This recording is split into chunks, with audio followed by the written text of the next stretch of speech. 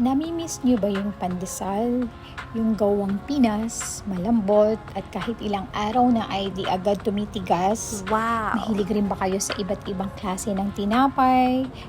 Katulad ng ensaymada, cheese bun, cheese donut, mango roll, mango basket, buchi mango, ube roll, ube basket, buchi ube, pan de coco, Spanish roll, may ube bar, at meron rin silang mga empanada, chicken asado, at meron rin chicken pandesal. At yan nga yung isa sa binili ko. Yung cheese roll nila, meron ring ensaymada at yung ube donut nila, natikman ko rin. At meron rin silang mga cookies. Ayan, meron rin mga crinkles and pianono. At meron ring egg pie na favorite namin ng anak ko. Tumatanggap rin sila guys ng mga cakes for any occasion.